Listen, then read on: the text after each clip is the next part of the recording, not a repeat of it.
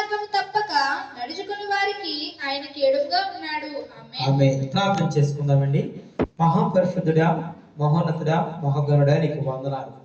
వాక్యం ద్వారా మీరు సూటిగా స్పష్టంగా మీరు మాతో మాట్లాడుతున్నందుకు నీకు వందనాలు దేవా. నీకు స్తోత్రం తండ్రి. ఎవరిని వర్ధలు చేస్తావో కూడా నీ జీవ గ్రంథం నుంచి ఈ వాక్యం ద్వారా మీరు మాట్లాడుతున్నావు. అవును ప్రభా, యథార్థవంతుల్ని వర్ధలు చేయను అని చెప్పి నువ్వు మాట్లాడుతున్నావు. అవును ప్రభా, నిన్ను నమ్మినటువంటి బిడ్డలు, నీ సన్నిధిలో ఉంటున్నటువంటి బిడ్డలు అందరూ కూడా యథార్థవంతులుగా ఉండటానికి నీ కృప చూపించండి. యథార్థవంతులుగా ఉండి నీ మాటలు విని నీ వాక్యానుసారంగా నడుచుకోవటానికి బిడ్డలకు తండ్రి చక్కటి జ్ఞానాన్ని దయచేయమని మీరే తండ్రి ప్రభా బిడ్డలందరికీ సహాయం చేయమని, వాక్యం విత్తుతున్న నాకు వింటున్న బిడ్డలందరికీ కూడా మీరు తోడుగా ఉండమని మా ప్రభు మా రక్షకుడైన యేసుక్రీస్తు వారి శ్రేష్టమైనటువంటి నామం పేరట అడిగి వేడుకుంటున్నాం తండ్రి. ఆమేన్. ఎంత స్పష్టంగా ఉందండి పరిశుద్ధ గ్రంథంలో దేవుని యొక్క వాక్యము. ఏమంటున్నాడు తెలుసండి? లేఖన భాగాల ద్వారా ఆయన అనగా ఎవరో తెలుసండి? ప్రభు అయిన యేసుక్రీస్తు వారు. సామెతల గ్రంథము 2వ అధ్యాయము 7వ వచనం ద్వారా చాలా స్పష్టంగా సామెతల గ్రంథకర్త సొలొమోను భక్తుడి ద్వారా నీతో నాతో మాట్లాడుతున్నటువంటి మాట ఏమన్నాడు తెలుసండి? ఆయన యథార్థవంతులను వర్ధల చేయదు. మొట్టమొదటిగా చెప్తున్నాడండి, ఎవరిని వర్ధల చేస్తాడంటే దేవుడు యథార్థంగా ఉన్న వారిని వర్ధల చేస్తాడు. అందులో సందేహమే లేదు. వారు పురుషుల, స్త్రీల, సంఘ పెద్దల, లేదంటే సంఘంలో ఉన్నటువంటి వాళ్ళ, సంఘం వెలుపల ఉంటున్నవారా, ఎవరైనప్పటికీ కూడా దేవుడు యథార్థవంతుని వర్ధన చేస్తాడు. అంతేకాదండి, ఆయన చెప్తున్న మాట ఏంటంటే యుక్త మార్గము తప్పక నడుచు వారికి ఆయన కేడముగా ఉన్నాడు. యుక్త మార్గం అంటే ఏంటండి? మన నడి వయసులో మన మంచి మార్గం, మనం తీసుకునే డిసిషన్లు కానీ మనం చేసే క్రియలు కానీ ఎలా ఉండాలి తెలుసండి? చాలా శ్రేష్టమైనగా ఉండాలి. యుక్త మార్గమున తప్పక నడుచు వారికి ఆయన కేడముగా ఉన్నాడు, ఆయన సపోర్ట్ గా ఉన్నాడు, ఆయన ధైర్యముగా ఉన్నాడని చెప్పి వాక్యం ద్వారా ఆయన మాట్లాడుతున్నాడండి. మనం యుక్త మార్గంలో ఉంటూ ఎలా ఉండాలంటే దేవుని ఇష్టానుసారంగా నడుచుకునే బిడ్డలుగా ఉండాలి. అప్పుడు దేవుడు నీకు తోడుగా ఉంటాడని వాక్యం ద్వారా ఆయన మాట్లాడుతున్నాడండి. రెండవదిగా చూసుకున్నట్లయితే బైబిల్ గ్రంథం మనకు తెలియపరుస్తున్నటువంటి మాట ద్వితీయోపదేశ కాండము 30వ అధ్యాయము 9వ వచనం. ద్వితీయోపదేశ కాండము 30వ అధ్యాయము 9వ వచనం. మరియు నీ దేవుడైన యెహోవా నీ చేతి పనులన్నిటి విషయంలోను, నీ గర్భఫల విషయంలోను, నీ పశువుల విషయంలోను, నీ భూమి పంట విషయంలోను నీకు మేలగునట్లు నిన్ను వర్ధిల్లజేయును. ఆమేన్, ఆమేన్. ఎంత స్పష్టంగా ఉందో తెలుసండి? ఈ వచ్చిన అందరూ కూడా చదువుకోండి. నోరు తెరిచి అక్షరాలు వచ్చినటువంటి వాళ్ళందరూ కూడా చదువుకోండి. ఎవరిని దేవుడు వర్ధిల్లింప చేస్తాడు ఇక్కడ చెప్తున్నాడండి. ఏమంటాడు తెలుసండి? మరియు నీ దేవుడైన యెహోవా నీ చేతి పనులన్నిటి విషయములోను, గర్భఫల విషయములోను, పశువుల విషయములోను, భూమి పంట విషయములోను నీకు మేలు కలుగునట్లు నిన్ను వర్ధిల్ల చేయను. దేవునికి స్తోత్రం కలుగును గాక. అన్ని విషయాలు వర్ధిల్ల చేస్తానంటండి. ఎంత గొప్ప దేవుడండి. మనం చేస్తున్నాం కదా పని, ఏ పని చేసినా సరే ఆ పనిని ఎవరు వర్ధిల్ల చేస్తారండి? ప్రభు అయిన యేసుక్రీస్తు వారు. అంతేకాదండి, మన గర్భఫలాలు, మనకు పుట్టినటువంటి కుమార్తెలు, కుమారుల్ని ఎవరు వర్ధిల్ల చేస్తారండి? ప్రభు అయిన యేసుక్రీస్తు వారండి. అంతేకాదు, ఆయన అన్నాడు పశువుల విషయంలోను, నీ భూ పంటల విషయంలోను. ఒకప్పుడు ఎవరు ఏంటో తెలుసా? ఆస్తిపాస్తులు పశువులే, వారి సంపద. ఇప్పుడంటే ధనము, ఆస్తి, రియల్ ఎస్టేట్, తర్వాత ఇంకా రకరకాలన్నీ కూడా వచ్చేసినాయి. కానీ ఒకప్పుడు ఆస్తి ఏమైనా ఉందంటే ఎక్కువ పశువులు ఎవరికైతే ఉన్నాయో, ఎక్కువ మంద ఎవరికైతే ఉందో వారే ధనవంతులు. ఇప్పుడైతే మనకిచ్చింది, మనకు దేవుడు ఏదైతే ఇచ్చి ఉన్నాడో, ఏదైతే మనం కలిగి ఉన్నామో దాని అంతటిని కూడా ఆయన ఏమన్నాడో తెలుసండి? అయ్యా, నీ బిడ్డలు నేను ఆశీర్దిస్తాను, నీ కుమార్తెలు నేను దీవిస్తాను, నీ కుమారులను ఆశీర్దిస్తాను, అలాగే మీ దగ్గర ఉన్నటువంటి ప్రాపర్టీని, మీ దగ్గర ఉన్న ఆస్తి పాస్తులన్నింటినీ కూడా నేను దీవిస్తాను అంటున్నాడండి. అంతేకాదండి, భూ పంటల విషయంలోనూ నీకు మేలు కలుగునట్లు నిన్ను నేను వర్ధిల్ల చేస్తాను. దేవునికి స్తోత్రం కలుగును గాక.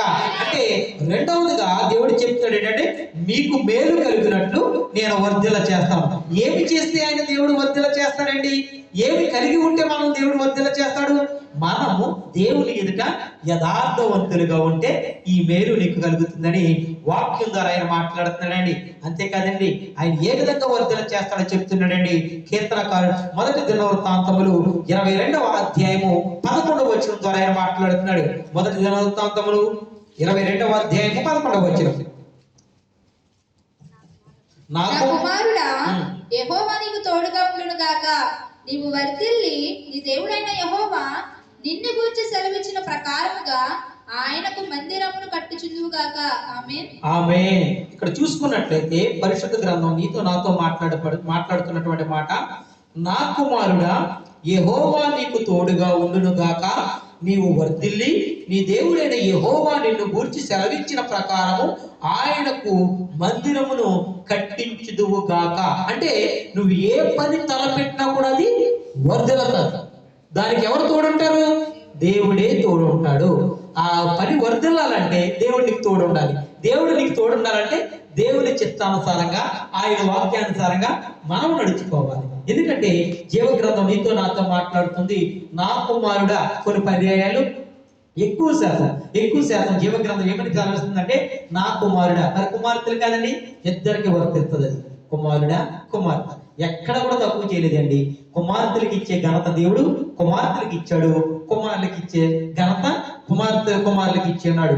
కుమార్తెలకు ఇచ్చినటువంటి ఘనత ఏంటో తెలుసని, నగరములకు చెక్కబడిన మూలకమ్మం వలె వారిని ఆశీర్వదిస్తానంటున్నాడు. కుమారులకు ఇచ్చే ఘనత ఏంటో తెలుసని, వారిని వారి వంశము అంటే వారిని స్వాస్థ్యముగా చేస్తానంటున్నాడండి. నీ గర్భఫలాన్ని స్వాస్థ్యం అంటే వంశముగా నేను చేస్తానని చెప్పి కుమారులకు ఇచ్చే ఘనత కుమారులకు ఇస్తున్నారు. కాబట్టి ఇద్దరు కూడా ఈక్వల్ అండి. ఒక పదము వచ్చింది ఒకరిని ఉచ్చరించి తెలియపరుస్తుందంటే అది స్త్రీ పురుషుడు ఇద్దరికి కూడా వర్తిస్తుంది. ఇక్కడ లేఖన భాగాలు ఏమైనా సెలవిస్తున్నాయంటే, నా కుమారుడా యెహోవా నీకు తోడుగా ఉండును గాక. నీవు వర్ధిల్లి నీ దేవుడైన యెహోవాను గూర్చిన నిన్ను గూర్చి సెలవిచ్చిన ప్రకారం ఆయనకు మందిరము కట్టించుదువు గాక. అంటే దేవుడు ఏదైతే నీ పట్ల ప్రణాళిక కలిగి ఉన్నాడో అది నువ్వు చేస్తావు. అది నీ పట్ల చెయ్యాలి అన్నట్లయితే, నువ్వు వర్ధిల్లాలన్నట్లయితే దేవుని వాక్యానుసారంగా మనం నడుచుకోవాలని చెప్పి ప్రభు వాక్యం ద్వారా మాట్లాడుతాడు. అంతేకాదండి, ఏ విధంగా మనం వర్ధిల్లుతామో బైబిల్ గ్రంథం చెప్తుందండి. కీర్తనకారుడు ద్వారా 37వ కీర్తన 35వ వచనం ద్వారా ఆయన మనతో మాట్లాడుతున్నాడు. ఎలా వర్ధిల్లుతామో చెప్తున్నాడండి బైబిల్ చెప్తున్నటువంటి మాట. 37వ దావీదు కీర్తన. భక్తిహీనుడు నీ మార్గమును యెహోవాకు అప్పగింపుము, నీవు ఆయనను నమ్ముకొనుము, ఆయన నీ కార్యము నెరవేర్చును. 37వ కీర్తన 35వ వచనం. భక్తిహీనుడు ఎంతో ప్రబలియుండుట నేను చూచి ఉంటిని, అది మొలచిన చోటనే విస్తరించిన చెట్టు వలె వాడు వర్ధిల్లియుండును. ఆమేన్ ఆమేన్. ఎంత గొప్ప ఘనత అండి. భక్తిహీనుడు ఎంతో ప్రబలియుండుటను నేను చూచి ఉంటిని, అది మొలిచిన చోటనే విస్తరించి చెట్టు వలె వాడు వర్ధిల్లుచుండెను. అంటే ఏం చూసారండి, భక్తిహీనుల గురించి తెలియపరుస్తున్నాడు, భక్తి పరుల గురించి దేవుడు తెలియపరుస్తున్నాడు. ఎవరు వర్ధిల్లుతారంటే దేవుని వాక్యానుసారంగా నడుచుకునేవారు, దేవుని యందు భయభక్తులు కలిగి ఉన్నటువంటి వారు వర్ధిల్లుతారని చెప్పి వాక్యం ద్వారా ఆయన మాట్లాడుతున్నాడు. అంటే ఈ వాక్యం యొక్క అర్థం ఏంటంటే, చెట్టు వలె వారు వర్ధిల్లుతారు. చెట్టు ఎలా ఉంటదండి, చిన్నప్పుడు వేసినప్పుడు ఇంతే ఉంటదండి మొక్క. అది పెద్ద ఎదిగిన తర్వాత ఎలా ఉంటది, ఇంకొంచెం పెరుగుతుంది. ఇంకా పెద్ద ఎదిగిన తర్వాత ఏంటంటే మనల్ని క్రాస్ చేసి మనకు వెళ్ళిపోద్దండి. నేను చిన్నప్పుడు నేను ఒకటి అనుకున్నాను, నా బిడ్డల విషయంలో నా బిడ్డలు చిన్నగా ఉన్నప్పుడు మొక్కలు వేయడం ప్రారంభించానండి. నాకున్న స్థలంలో మొక్కలు వేయడం ప్రారంభించాను. ఈ మొక్కలు వెతుకుతుంటే నా బిడ్డలు కూడా దీని ప్రకారం ఎదుగుతుంటారు. వారు ఎదిగినప్పటికీ అవి కాపు కాసి చక్కగా వారికి ఫలాలు ఇస్తాయని చెప్పి నా బిడ్డలైతే ఇంకా ఇంతే ఉన్నారండి. చెట్లు ఎలాగ ఎదుగుతున్నాయి తెలుసండి, చిన్న మొక్క అంటూ మా బిడ్డలు ఎంత హైట్ ఉన్నారో అంత హైట్ లో ఉన్న మొక్కలు తీసుకొచ్చి నాటాను. కానీ ఈ రోజున ఆ మొక్కలు ఎలా వద్దులేదు తెలుసండి, మొక్కలు కాపుకు వచ్చాయి, కాపుకు వచ్చిన తర్వాత పిందులు కాసాయి, పిందులు కాయలుగా మారాయి, కాయలు ఫలాలుగా మారాయి. దేవునికి స్తోత్రం కలిగిన కాక. అలా చెట్టు వల్ల నేను వర్ధిల్లింప చేస్తాను అంటున్నాడు దేవుడు. అంటే చెట్టులు మన కళ్ళ ముందు ఎలా ఎదిగిపోతూ ఉంటాయండి. ఈ రోజున రకరకాల ఫ్రూట్స్ నిజంగా దేవుడు నాకు ఇచ్చినటువంటి స్థలంలో అవన్నీ ఏర్పాటు చేయడం జరిగింది. నా బిడ్డలు అక్కడికి వెళ్ళి ఆ చెట్టుని చేతితో పట్టుకుని ఆ కాయలు కోసుకుంటారండి. అది చూసినప్పుడు నేను చాలా సంతోషిస్తూ ఉంటాను. దేవుడు, దేవా నువ్వు ఇచ్చినటువంటి ఈ స్థలాన్ని బట్టి, నాకు ఇచ్చినటువంటి బిడ్డలను బట్టి ఈ రోజున వారు వెళ్ళి తినడానికి గొప్ప కృప చూపించి, అంటే దినము కూడా బిడ్డల్ని ఎలా వర్ధిల్లింపచేస్తారు. చిన్న బిడ్డలు అంటే చిన్నగా ఉంటారా, కొంచెం ఎదుగుతుంటారు. సంవత్సరములు గతించుండగా వారు దినము అభివృద్ధి చెందుతుంటారు. మనం వేసినటువంటి మొక్కలు కూడా దినము కూడా మనకంటే స్పీడ్గా ఎదిగిపోతూ ఉంటాయండి. మనకంటే ముందుగా అవి ఫలాలు ఇస్తూ ఉంటాయి. అటువంటి కార్యాలు దేవుడు చేస్తూ ఉంటాడు. అందుకనే పరిశుద్ధ గ్రంథంలో మొక్కను పోల్చేటట్టు ఎంత శ్రేష్టమైనటువంటి మాట తెలుసండి. ఇక్కడ ఏమన్నాడు తెలుసండి, అది మొలిచిన చోటనే విస్తరించిన చెట్టు వలె వాడు వర్ధిల్లుచుండును. చెట్టు ఏ విధంగా వర్ధిల్లుతుంది? స్టార్టింగ్ లో మనకి కనపడుతూ ఉంటుంది చిన్న మొక్కే, అది మాను కట్టి పెద్దదవ్వి చక్కగా ఫలాలు ఇస్తూ ఉంటుంటది. మన కళ్ళ ముందు కనపడుతుంటదండి. మనం వేసిన మొక్క మనకు తెలుసు కదా, అయ్యో నేను నీళ్లు పోసేవాడిని, తర్వాత నీళ్లు పోసిన తర్వాత దాన్ని అభివృద్ధి చూసి మనమే సంతోషిస్తాము. మనం 10 మందికి చెప్తాం, నా చేతితో నేను నాటినటువంటి మొక్క అని చెప్పేసి అది ఫలాలు ఇస్తే మనకి ఎంత సంతోషం ఉంటుందండి. అందుకనే దేవుడు అంటున్నాడు, తనను నమ్మినటువంటి బిడ్డల్ని నేను ఆ విధంగా మొక్కల వలె నేను వర్ధిల్లింపచేస్తాను. దేవుడికి స్తోత్రం కలుగును గాక. అంతేకాదండి, ఆయన మాట్లాడుతున్నటువంటి శ్రేష్టమైనటువంటి మాట 1 కొరింథీయులకు రాసినటువంటి పత్రిక 16వ అధ్యాయము 2వ వచనంలో కూడా దేవుని వాక్యం ఈ విధంగా సెలవిస్తుందండి. 16వ అధ్యాయము 2వ వచనం 1 కొరింథీయులు. నేను వచ్చినప్పుడు చందా పోగు చేయకుండా ప్రతి ఆదివారమున మీలో ప్రతి వాడును తాను వర్ధిల్లను కొలది తన యొద్ద కొంత సొమ్ము నిల్వ చేయవలెను. ఆమేన్ ఆమేన్. అంటే మీలో ప్రతి వాడును వర్ధిల్లను కొలది కొంత సొమ్ము మీరు ఆదా చేసుకోవాలని చెప్పి ఇక్కడ మాట్లాడుతున్నాడండి. కాకపోతే పరిశుద్ధ గ్రంథంలో ఒక శ్రేష్టమైనటువంటి మాట ఉందండి. ఎలా వర్ధిల్లుతారంటే 68వ అధ్యాయము 6వ వచనంలో ఈ మాట ఉంది. సార్ అందరూ చక్కగా తీసి చదవండి తల్లి. దావీదు కీర్తన 68వ కీర్తన 6వ వచనంలో, దేవుడు ఏకాంగులను సంసారులుగా చేయువాడును,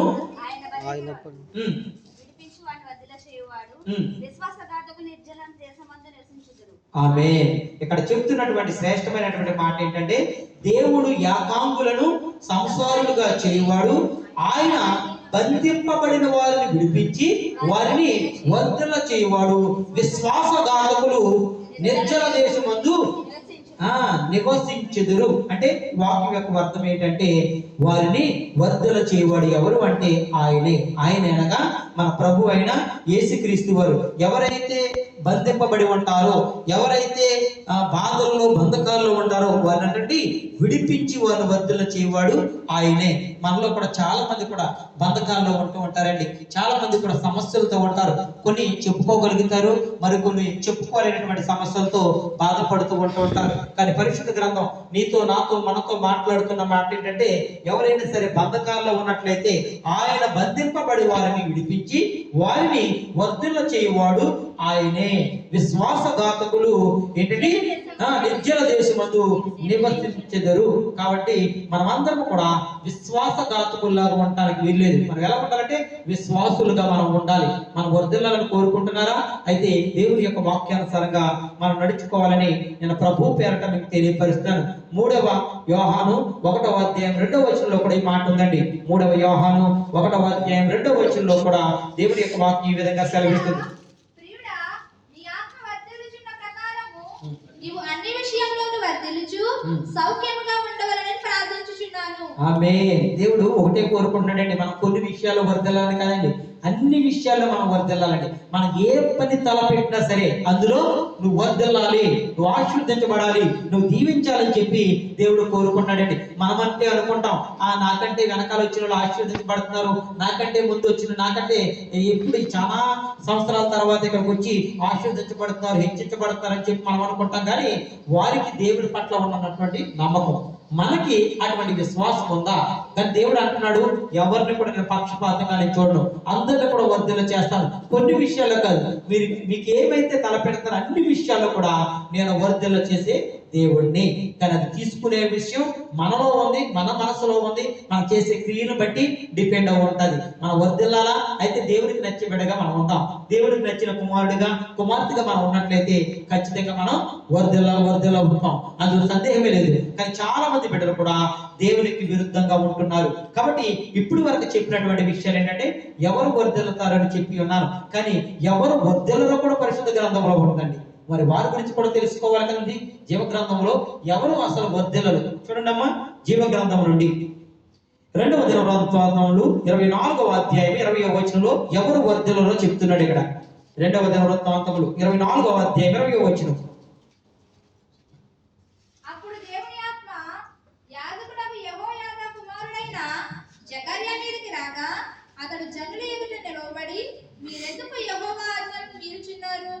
వర్ధిల్లరు.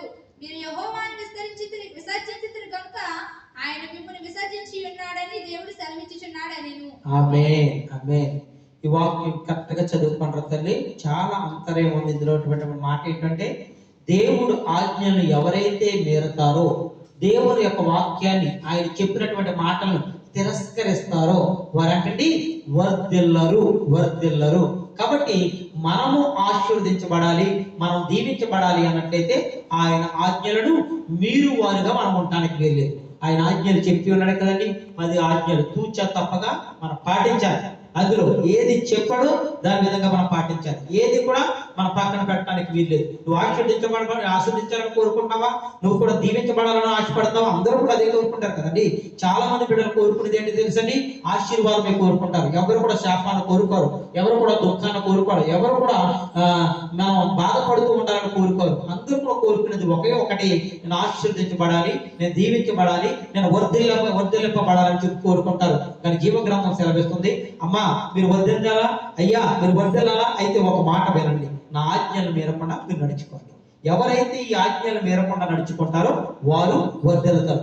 ఎవరైతే ఈ ఆజ్ఞలు మీరి ఇష్టానుసారంగా ప్రవర్తిస్తారో వారు వర్ధిల్లుతారు. చాలా క్లియర్ గా ఉందండి, మనలో ఉందండి. మనం ఆజ్ఞలు మీరతంటే మనం వర్ధిల్లుతాం, ఆజ్ఞలు మీరకుండా నడుచుకుంటే మనం వర్ధిల్లుతాం.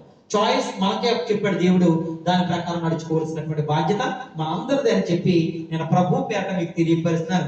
రెండవదిగా ఎవరు వర్ధిల్లరు అని చెప్పి వాక్యం సెలవిస్తుంది.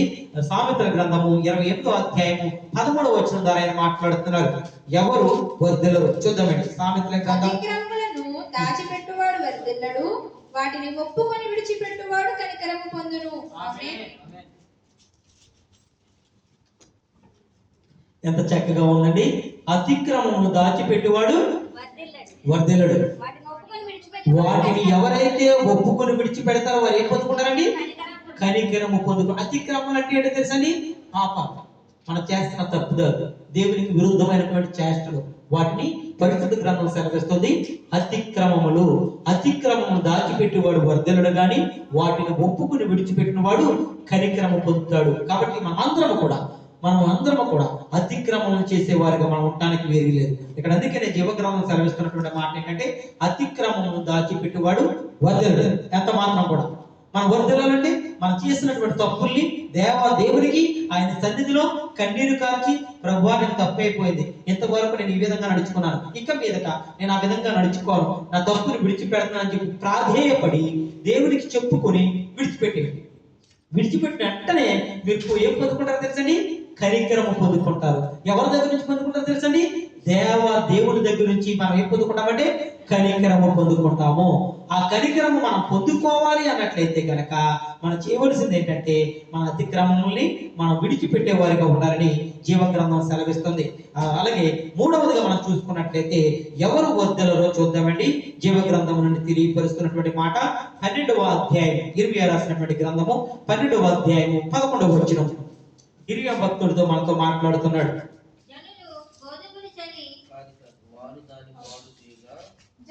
ఇర్మియా గ్రంథము 12వ అధ్యాయం 1వ వచనం. యెహోవా నేను నీతో వాదించినప్పుడు నీవు నీతిమంతుడుగా కనబడుదువు, అయినను న్యాయము విధించుటను గూర్చి నేను నీతో మాట్లాడుదును. దుష్టులు తమ మార్గములలో వర్ధిల్లనేలా, మహావిశ్వాసఘాతకులు సుఖింపనేలా. ఆమేన్ ఆమేన్ ఆమేన్. ఇందులో చాలా శ్రేష్టమైనటువంటి మాట ఉందండి. దుష్టులు ఎంత మాత్రం కూడా వర్ధిల్లరండి. దుష్టులు అంటే ఎవరో తెలుసు కదండి? ఎంత మాత్రం, ఎవరంటే విశ్వాసఘాతకులు, దుష్టులు, తప్పులు చేస్తారు, వీళ్ళు ఎంత మాత్రం కూడా వర్ధిల్లరు. వాళ్ళు వర్ధిల్లుతున్నట్టే కనపడుతుంటారు కానీ వారు చివరికి ఏమైపోతారో తెలుసని? అపజయం పాలవుతుంటారు. దుష్టులు ఎప్పుడు కూడా ఏం పన్నాగాలు పడుతుంటారో తెలుసని? ఎదుటి వారు పాడవాలి, ఎదుటి వారి నాశనం అయిపోవాలి, ఇంక ఎంత మాత్రం కూడా వీళ్ళ బ్రతకూడదని చెప్పి రకరకాల కుయుక్తులు పడుతుంటారు. అంటే దుష్ట ఆలోచన, దుష్ట సాంగత్యము మంచి నడవడికను పాడు చేయును. అంతే కదండి? దుష్టులతో మనం సాంగత్యం చేసాం అనుకోండి, దుష్టులతో మనం సహవాసం చేసాం అనుకోండి, మనం ఎలా తయారవుతాం? వారి లెక్క తయారవుతాం. అంతే కదా? పెద్దలు అంటుంటారు కదా, 6 మాసాలు ఎంతో వారితో వీరు సహవాసం చేస్తే వారు వీరవుతూ ఉంటారు అంటే. అవును, మనం అసలు ఎంత మాత్రం చేయడానికి వీలేదు. జీవగ్రంథం నీతో నాతో చెప్తున్నటువంటి మాట, దుష్ట సాంగత్యము మంచి నడవడికను పాడు చేయును. ఎంత మాత్రం కూడా. అందుకనే ఇక్కడ పరిశుద్ధ గ్రంథం నీతో నాతో మాట్లాడుతున్నటువంటి మాట ఏంటంటే, ఎవరు వర్ధిల్లరంటే దుష్టులు వర్ధిల్లరు. ఆ క్రియలు మనలో ఉన్నాయా? తీసేయండి, ఎంత మాత్రం ఉండటానికి వీల్లేదు. అలాగే 4వదిగా చెప్తున్నటువంటి మాట, ఎవరు వర్ధిల్లలో దేవుడి వాక్యం ద్వారా తెలియపరుస్తున్నాడు. మలాకి గ్రంథం 3వ అధ్యాయం 16వ వచనం. మలాకి గ్రంథము 3వ అధ్యాయము 16వ వచనం. అప్పుడు యెహోవా యందు భయభక్తులు గలవారు ఒకరితో ఒకరు మాట్లాడుకొనుచుండగా యెహోవా చెవియొగ్గి ఆలకించెను. ఆమేన్. మరియు యెహోవా యందు భయభక్తులు కలిగి ఆయన నామమును స్మరించుచు ఉండు వారికి జ్ఞాపకార్థముగా ఒక గ్రంథం ఆయన సముఖమునందు వ్రాయబడెను. ఆమేన్. ఆమేన్. ఎంత స్పష్టంగా ఉందో తెలుసండి. ఒకరు గురించి ఒకరు మాట్లాడుకుంటుంటున్నారండి. ఒకరితో ఒకరు మాట్లాడుచుండగా యెహోవా అంటండి చెవి యొగ్గి ఆలకించాడండి. నా గురించి మీరు మాట్లాడుకుంటున్నారు అనుకోండి, ఆయన చెవి యొగ్గి ఆలకిస్తాడు. మీ గురించి నేను మాట్లాడుతున్నాను అనుకోండి, ఆయన చెవి యొగ్గి ఆలకిస్తూ ఉంటాడు. పక్కన ఉన్న సహోదరి గురించి కానీ, సహోదరుడి గురించి కానీ మాట్లాడుకుంటున్నప్పుడు ఆయన అంటే చెవి యొగ్గి ఆలకిస్తూ ఉంటాడు. అందుకనే జీవగ్రంథం తెలియపరుస్తున్నటువంటి మాట ఏంటంటే, గర్విష్ఠులు చెడు చేసేవారు ఎంత మాత్రం కూడా వర్ధిల్లరు. కాబట్టి మనం ఎంత మాత్రం కూడా ఒకరి గురించి ఒకరు మాట్లాడుకోవడానికి వీల్లేదు. ఎందుకంటే 3వ వ్యక్తిగా ఎవరున్నారో తెలుసండి, ప్రభు అయిన యేసుక్రీస్తు వారు చెవి యొగ్గి మన మాటలు ఆలకిస్తున్నాడు. కాబట్టి ఎవరి గురించి కూడా మనం తప్పుగా మాట్లాడటానికి వీల్లేదు. మనం ఎప్పుడు కూడా పాజిటివ్ గా మంచిగానే మాట్లాడేది తప్ప, ఎవరు కూడా ఆవిడ ఎలాగండి, అతను ఎలాగండి అనే మాట మన నోటంట వచ్చింది అంటే గనక మనము వర్ధిల్లము. మీరు వర్ధిల్లాలనుకుంటారా?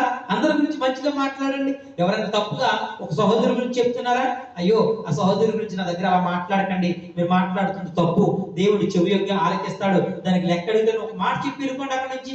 మన ఇద్దరు మాట్లాడుకుంటున్నప్పుడు దేవుడు ఆలకిస్తాడు. అందుకే కదండి చదవబడి ఆ మాటలో చాలా స్పష్టత ఉంటది. అప్పుడు యెహోవా యందు భయభక్తులు గలవాడు ఒకరితో ఒకరు మాట్లాడుచుండగా యెహోవా చెవి యొగ్గి ఆలకించిన. సరిపోతుంది. ఒకరితో ఒకరు మాట్లాడుకొనిచుండగా యెహోవా ఏం చేస్తాడండి? చెవి యొగ్గి ఆలకిస్తారంటండి. ఎవరి గురించి మనం ఏం మాట్లాడుకుంటున్నామో, ఎవరి గురించి ఏం మాట్లాడుతున్నామో ఆయన ఆలకిస్తున్నాడంటండి. మరి ఆయన ఆలకించినప్పుడు ఆయన దాని తగ్గ తీర్పిస్తాడు కదండి. అందుకనే జీవగ్రంథం సెలవిస్తుంది, అమ్మా అయ్యా మీరు ఎంత మాత్రం కూడా గర్విష్ఠులుగా కానీ చెడు మాటలు మాట్లాడేవారిగా మీరు ఉన్నట్లయితే గనక మీరు వర్ధిల్లరు. మనం వర్ధిల్లాలని కోరుకున్నాం కదండి. ఎవరి గురించి కూడా నెగిటివ్ గా మనం మాట్లాడొద్దు, పాజిటివ్ గా మనం మాట్లాడదాం, మనం వర్ధిల్లుతాం. అంతేకాదండి ఆయన చెప్తున్నటువంటి శ్రేష్టమైనటువంటి మాట యెషయా గ్రంథము 54వ అధ్యాయము 17వ వచనం ద్వారా ఆయన మాట్లాడుతున్నాడు. యెషయా గ్రంథం 54వ అధ్యాయం 17వ వచనంలో ఒక శ్రేష్టమైనటువంటి మాట ఉంది. నీకు విరోధంగా రూపింపబడిన ఏ ఆయుధమును వర్ధిల్లదు. ఆమేన్. న్యాయ విమర్శలో నీకు దోషారోపణ చేయు ప్రతి వానికి నీకు నేరస్థాపన చేసేదవు. ఆమేన్. ఆమేన్.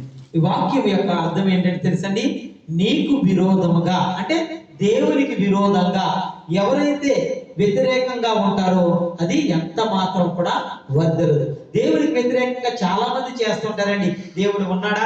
ఎక్కడో ఉన్నాడా? ఆయన చూస్తున్నాడా? చూడట్లేదు. మనం ఏం చేసినా సరే నడుస్తుంది. ఒకరిని గాయపెట్టినా సరే దేవుడు చూడట్లేదు, వారికి సంబంధించిన వాళ్ళు చూడట్లేదు, నేను చేస్తున్నది కరెక్టే అని చెప్పి ఒకరిని బాధ పెట్టొచ్చు, ఒకరిని గాయపరచొచ్చు, దేవుని బిడ్డల్ని దూషించవచ్చు, వారిని కష్టపెట్టొచ్చు. కానీ పరిశుద్ధ గ్రంథం తెలియపరుస్తున్నవి మన మాట ఏంటో తెలుసండి, దేవునికి వ్యతిరేకంగా ఉన్నవారు వర్ధిల్లరు.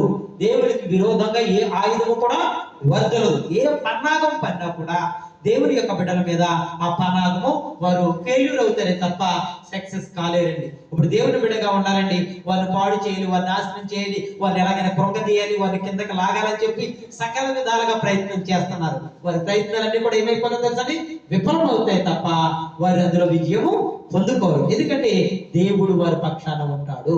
అంతేగాని మనం దేవుని పక్షాన లేకుండా మన ఇష్టానుసారంగా జీవించినట్లయితే మనము వర్ధిల్లలేము. అందుకనే దేవుని వాక్యం సెలవిస్తుందండి, దేవునికి వ్యతిరేకంగా ఉన్నవారు వర్ధిల్లరు. మనం దేవునితో ఉంటే మనం వర్ధిల్లుతాం. అంతే, అంత మించి ఏమీ కాదు. మనం దేవునితో ఉందామండి, ప్రతి విషయంలో కూడా దేవుడు మన పక్షాన వారితో యుద్ధము చేస్తాడు. ఆ యుద్ధంలో విజయం ఎవరిదో తెలుసని, యెహోవాదే విజయం. యుద్ధము యెహోవాదే, ఆయన ఏర్పాటు చేసింది ఆయనే కదండి. అందుకనే మన పక్షమున ఏ ఆయుధము కూడా వర్ధిల్లదు. ఇప్పుడు వరకు మీకు చెప్పినటువంటి 5 విషయాలు మీకు తెలియపరచానండి. ఎవరు వర్ధిల్లరు? మొట్టమొదటిగా ఆయన చెప్తున్నాడు, దేవుని యొక్క ఆజ్ఞల్ని ఎవరైతే మీరతారో వారు వర్ధిల్లరు. రెండవదిగా ఆయన మాట్లాడుతున్నటువంటి మాట, ఆయన అతిక్రమం దాచిపెట్టేవాడు వర్ధిల్లడు. మూడవదిగా ఆయన చెప్తున్నటువంటి మాట, దుష్టులు ఎప్పుడు కూడా వర్ధిల్లరు. నాలుగవదిగా ఆయన చెప్తున్నటువంటి మాట ఏంటంటే, గర్విష్ఠులు అలాగే చెడు చేసేవారు, ఎదుటి వారిని చెడు చేసేవారు ఎవరైనా ఉన్నట్లయితే గనక ఎదుటి వారికి వారు వర్ధిల్లరు అని చెప్తున్నాడు. ఐదవదిగా ఆయన చెప్తున్నటువంటి శ్రేష్టమైనటువంటి మాట ఏంటంటే, దేవునికి వ్యతిరేకంగా ఉన్నవారు ఎవ్వరు కూడా వర్ధిల్లరు. మనం ఎప్పుడు కూడా దేవునికి అనుకూలంగానే ఉండాలి తప్ప వ్యతిరేకంగా మనం ఉండడానికి వీలేదు. దేవుడు ఒకవేళ మనకి ఏమైనా కష్టం వచ్చి బాధ వచ్చి దేవుడు జరిగించట్లేదని పట్ల కార్యం దూషించడానికి వీలేదు. అంటే మనం దూషిస్తున్నామంటే ఏంటి? దేవుడికి వ్యతిరేకంగా మాట్లాడదాం. ఉన్నాడు దేవుడు, ఉంటే ఎందుకు నాకు చేయడు, అందరికీ చేస్తున్నాడు అని నోటుకు వచ్చినట్టు దుర్భాషలు మనం మాట్లాడినట్లయితే దేవుడు అంటున్నాడు, నాకు వ్యతిరేకంగా మీరు మాట్లాడినట్లయితే మీరు వర్ధిల్లరు. మీరు ఏ ఫలితాలు పెట్టినప్పుడు అందులో సక్సెస్ అనేది మీరు చూడలేరు, విజయాన్ని మీరు చూడలేరు అని చెప్పి ప్రభు వాక్యం ద్వారా మాట్లాడుతున్నాడండి. ఇంకా చూసుకున్నట్లయితే దేవుడు ఎవరిని వర్ధిల్లింపజేశాడో కూడా జీవ గ్రంథంలో కొన్ని శ్రేష్టమైనటువంటి మాటలు ఉన్నాయి. చదవండి తల్లి. యోసేపు గ్రంథము ఆది కాండము, యోసేపును వర్ధిల్లింపజేసే ఆది కాండం 39వ అధ్యాయం 2వ వచనం ఒకసారి చదవండామా. 39:2. యెహోవా యోసేపునకు తోడైయుండెను గనుక అతడు వర్ధిల్లుచు తన యజమానుడకు ఆ ఐగుప్తీయుని ఇంట నుండెను. ఆమేన్. చూసారండి, ఎవరికి తోడున్నాడండి? యోసేపుకి దేవుడు తోడుగా ఉన్నాడు కాబట్టి బానిసగా వెళ్ళినటువంటి యోసేపు ఏమవ్వడం తెలుసు అక్కడ? ప్రధానమంత్రిగా ఉన్నాడు. ఎవరైతే తన పట్టుకుని ఎవరైతే తనని పాడు చేయాలనుకున్నారో వాళ్ళ అన్న వాళ్ళకే ఆయన ఆహారం పెట్టే స్టేజ్కి దేవుడు తీసుకొచ్చాడు. ఆ దేశాన్ని పరిపాలించడానికి దేవుడు కృప చూపించి ఉన్నాడు. ఎక్కడ బానిసండి, ఎక్కడ దేశాన్ని పరిపాలించే నాయకుడండి. అంతగా దేవుడు ఆశీర్వదించి ఉన్నాడండి, వర్ధిల్లింప చేసి ఉన్నాడు యోసేపుని. అలాగే చూసుకున్నట్లయితే దావీదును కూడా దేవుడు వర్ధిల్లింప చేశాడండి. 2వ సమూయేలు గ్రంథం 5వ అధ్యాయం మొదటి వచనం చదవరాదండి. ఆ అధ్యాయం అంతా కూడా చదువుకున్నట్లయితే దావీదును దేవుడు వర్ధిల్లింప చేశారు అంటున్నాడండి. 2వ సమూయేలు గ్రంథం 5వ అధ్యాయం మొదటి వచనం నుండి చదవరాదండి. ఇశ్రాయేలు వారి సకల గోత్రముల వారు హెబ్రోనులో దావీదునకు వచ్చి చింతగించుము, మేము నీ ఎముకలంటి వారము, రక్త సంబంధములము. పూర్వం కాలమున సౌలు మా మీద రాజై ఉండగా నీవు ఇశ్రాయేలును నడిపించువాడవై ఉంటివి. అయితే ఇప్పుడు నీవు ఇశ్రాయేలును బట్టి నా జనులను పాలించి వారి మీద అధిపతివై ఉందువని యెహోవా నిన్ను గురించి సెలవిచ్చి ఉన్నాడు. ఆమేన్, ఆమేన్. ఈ అధ్యాయం అంతా కూడా చదువుకోండి, చాలా శ్రేష్టమైనటువంటి మాటలు ఉన్నాయి. 2వ సమూయేలు గ్రంథము 5వ అధ్యాయము మొదటి నుంచి మీరు చదువుకోండి. ఎందుకంటే సమూయేలుని ఆయనకి ఇచ్చినటువంటి బాధ్యత నుంచి దేవుడు తొలగించి దావీదుని హెచ్చించాడండి. అందుకనే సౌలుని తీసివేసి దావీదుని హెచ్చించడం మొదలు పెట్టాడండి. సౌలుకి ఏమన్నారు తెలుసండి? 1000 కొలది. దావీదుకి ఎంత అన్నారండి? 10,000 కొలది అన్నాడు. అది తట్టుకోలేకపోయాడండి సౌలు. ఎంత అంటే, నా తర్వాత వచ్చినటువంటి వాడు చిన్నవాడు, ఇతనికేమో 10,000 నాకేమో 1000 కొలది అని చెప్పి అతని మీద పన్నాగం పన్నాడండి. పన్నాగం పన్నిన తర్వాత చంపే ప్రయత్నం చేస్తాడండి. అలా చేసినప్పుడు ఏం చేశాడో తెలుసండి? దావీదు ఆయన దగ్గర అధికారం ఉంది, నేను రాజునని చెప్పి తిరిగి అతను చంపలేదండి, అతని మీద పగ తీర్చుకోలేదండి. అతను తరుగుతుంటే ఇతను ఏం చేశాడో తెలుసండి? పారిపోయేవాడు. ఎందుకంటే అభిషేకం పొందుకున్నవాడు. అతని జోలికి నేను వెళ్ళినట్లయితే గనక తప్పకుండా నేను శిక్షకు పాత్రుని అవుతానని చెప్పి దావీదు తగ్గించుకొని పారిపోయాడండి. అందుకనే దావీదుని ఏమన్నారో తెలుసండి? దావీదుకు 10,000 కొలది, సౌలుకు 1000 కొలది. ఎవరు తీర్పిచ్చారు తెలుసండి? జనులు ఇచ్చారండి. అటువంటి మనసులు ఇచ్చింది ఎవరండి? దేవుడు. దేవుడు ఏం చేశాడు? అందుకని సౌలుని తగ్గించడానికి, దావీదుని హెచ్చించడానికి దేవుడు కృప చూపించాడండి. అంటే దావీదునేమో దేవుడు వర్ధిల్లింపజేశాడు, సౌలు ఏం చేశాడండి? ఆయనకి పతనమును చూపించి ఉన్నాడండి. ఎందుకంటే తన స్థితిని బట్టి, తన అహంకారాన్ని బట్టి. కాబట్టి దేవుడు ఎవరికి అధికారం ఇచ్చినా సరే అధికారాన్ని గుర్తుపెట్టుకుని కృతజ్ఞత కలిగి ఉండాలి. దావీదు గొర్రెల కాపరే, కానీ దేవుడు అంటే భయం. దేవుడు అంటే ఆమేన్. దావీదు అంతకంతకు వర్ధిల్లెను. చూసారండి ఎంత గొప్ప మాట అది? సైన్యములకు అధిపతియగు యెహోవా అతనికి తోడై ఉండెను. ఆమేన్. సైన్యములకు అధిపతియగు యెహోవా అతనికి తోడై ఉండెను. అతను అనగా దావీదుకి తోడై ఉండెను. కాబట్టి దావీదు వర్ధిల్లుతూ వచ్చాడు, సౌలేమో ఆయన పతనాన్ని చూస్తూ వచ్చి ఉన్నాడండి. కాబట్టి మనకు చూసుకున్నట్లయితే ఎవరు వర్ధిల్లుతారంటే దేవుని ఎదుట ఎవరైతే తగ్గించుకుంటారో వారు వర్ధిల్లుతారు. దేవుని మాటను తిరస్కరించిన వారు ఏమైపోతుంటారంటే పతనాన్ని కూడా తెచ్చుకుంటూ ఉంటారు. అలాగే చూసుకున్నట్లయితే ఉజ్జియా జీవితంలో కూడా దేవుడు గొప్ప కార్యం చేశాడండి. 2వ దినవృత్తాంత గ్రంథము 26వ అధ్యాయం 5వ వచనంలో చూడండి. 2వ దినవృత్తాంతములు 26వ అధ్యాయం 5వ వచనంలో ఒక శ్రేష్టమైనటువంటి మాట ఉంది. దేవుని ప్రత్యక్షత విషయమందు ఉమ్. తెలివి కలిగిన జకర్యా దినములలో అతడు దేవుని ఆశ్రయించెను. అతడు యెహోవాను ఆశ్రయించినంత కాలము దేవుడు అతని వర్ధిల్లజేసెను. ఆమేన్, ఆమేన్. దేవుణ్ణి ఎప్పుడైతే ఆశ్రయించి ఉన్నాడో అతన్ని వర్ధిల్లింప చేశాడండి. ఎవరినండి? ఉజ్జియాను ఆశీర్వదించినటువంటి దేవుడు. అలాగే చూసుకున్నాడు కోరేషును కూడా దేవుడు ఆశీర్వదించాడండి. చూడండి అమ్మా, కోరేషుని ఏ విధంగా ఆశీర్వదించాడు. దానియేలు గ్రంథంలో ఈ మాట ఉన్నది. 8వ అధ్యాయం చదవండి తల్లి. 8వ అధ్యాయంలో ఒక శ్రేష్టమైనటువంటి మాట ఉంది. దానియేలు గ్రంథము 8వ అధ్యాయము దానియేలు గ్రంథము 6వ అధ్యాయం 8వ వచనం. 6వ అధ్యాయం 8వ వచనం చదువు. కోరేష్ గురించి ఉంటుంది. మాదిగీర యొక్కయు పద్ధతిని అనుసరించి స్థిరమగు శాసనముగా ఉండినట్లు దాని మీద సంతకము చేయమని మనవి చేసిరి.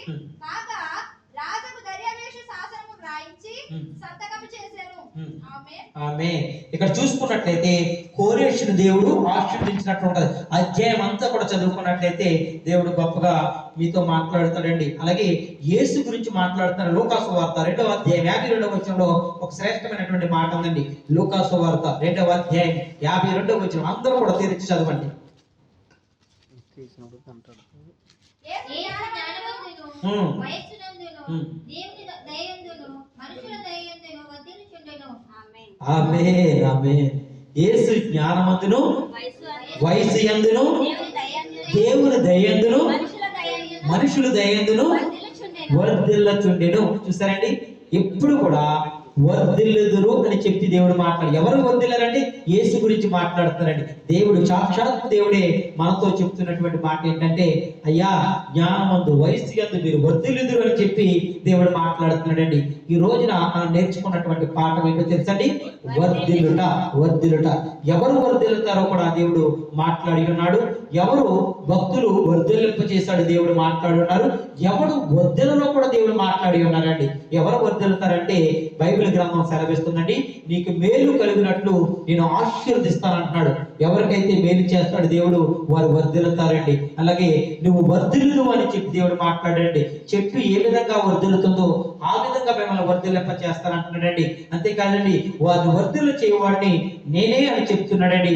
అన్ని విషయాల్లో మీరు వర్ధిల్లుదురు అని చెప్పి ఆయన వాక్యం ద్వారా మాట్లాడుతున్నాడు. మీలో ప్రతి వాడును వర్ధిల్లుదురు అని చెప్పి దేవుడు వాక్యం ద్వారా మాట్లాడుతున్నాడండి. ఎవరు వర్ధిల్లులో కూడా దేవుడు వాక్యం ద్వారా మనతో మాట్లాడుతున్నాడండి. దేవుడు తన ఆజ్ఞలు మీరిన వారు వర్ధిల్లులు అని చెప్తున్నాడండి. అతిక్రమం దాచిపెట్టేవాడు వర్ధిల్లులు అని చెప్తున్నాడండి. దుష్టులు ఎంత మాత్రం వర్ధిల్లులు అని చెప్తున్నారండి. గర్విష్ఠులు చెడు చేసేవారు ఎంత మాత్రం కూడా వర్ధిల్లులు అని చెప్పి వాక్యం ద్వారా మాట్లాడుతున్నాడు. దేవునికి వ్యతిరేకంగా ఎవరైతే ఉంటారో వారు వర్ధిల్లులు అని చెప్పి పరిశుద్ధ గ్రంథం సెలవిస్తుందండి. కానీ ఎవరు వర్ధిల్లుతారో దేవుడు వాక్యం ద్వారా నీతో నాతో మాట్లాడుతున్నాడు. ప్రతి పనిని హృదయపూర్వకంగా జరిగించేవాడు వర్ధిల్లుతాడు అంటే తెలుసండి. మనం ఎవరైతే హృదయపూర్వకంగా చేస్తామో ఏ పనైనా సరే మనం వర్ధిల్లుతామని చెప్పి మీరు రాసుకోండి. రెఫరెన్స్ చెప్తాను, సమయం సరిపోదు. 2వ దినవృత్తాంతంలో 31వ అధ్యాయం 21వ వచనంలో ఉంటది. ప్రతి వాని హృదయపూర్వకంగా జరిగించేవాడు. ప్రతి పని హృదయపూర్వకంగా ఎవరికి ఏ బాధ్యత చెప్తే ఆ బాధ్యత హృదయపూర్వకంగా జరిగిస్తారో వారు వర్ధిల్లుదురు అని చెప్పి దేవుడు వాక్యం ద్వారా మాట్లాడుతుంది. ఎవరు వర్ధిల్లుతారంటే కీర్తనకారుడు 122వ కీర్తన 6వ వచనం ద్వారా ఒక మాట మాట్లాడుతున్నాడండి. యెరూషలేమును ప్రేమించేవారు వర్ధిల్లుదురు. అంటే దేవుని యొక్క పట్టణమును ఎవరైతే ప్రేమిస్తారో వారు వర్ధిల్లుతారని చెప్పి 122వ కీర్తన 6వ వచనం ద్వారా ఆయన మాట్లాడుతున్నాడండి. అంతే కాదండి, ఇంకా ఎవరు వర్ధిల్లుతారంటే సామెతల గ్రంథకర్త ద్వారా మనతో మాట్లాడుతున్నాడు. 28వ అధ్యాయం సామెతల గ్రంథము 25వ వచనం ద్వారా ఆయన మనతో మాట్లాడుతున్నటువంటి మాట, యెహోవా యందు నమ్మిక ఇచ్చువారు వర్ధిల్లెదరు, వర్ధిల్లెదరు. ఎవరు వర్ధిల్లుతారంటే సామెతల గ్రంథము 14వ అధ్యాయము 11వ వచనము, సామెతల గ్రంథము 2వ అధ్యాయము 7వ వచనం ద్వారా ఆయన మాట్లాడుతున్నాడు, యథార్థవంతులు వర్ధిల్లెదరు, యథార్థవంతులు వర్ధిల్లెదరు. ఎవరు వర్ధిల్లుతారంటే ఆయన మాట్లాడుతున్నాడు యోవేలు గ్రంథంలో 8వ అధ్యాయం 6వ వచనము, సామెతల గ్రంథంలో 11వ అధ్యాయం 10వ వచనంలో ఆయన మాట్లాడుతున్నాడు, నీతిమంతులు వర్ధిల్లెదరు, నీతిమంతులు వర్ధిల్లెదరండి. ఎవరు వర్ధిల్లారో వారి గురించి కూడా తెలియపరిచాడు. యోసేపు వర్ధిల్లాడండి, దావీదు వర్ధిల్లాడండి, అలాగే ఉజ్జియా వర్ధిల్లాడండి, కోరెషు వర్ధిల్లాడండి, యేసు ప్రభు వారు వర్ధిల్లారండి. అంటే ఈ రోజున దేవుడు మనతో మాట్లాడుతున్న మాట ఏంటంటే ఇటువంటి భక్తులు అందరూ కూడా వర్ధిల్లారు. అంటే వారి ప్రవర్తన ఏ విధంగా ఉందంటే యథార్థంగా ఉంది దేవుని ఎదుట.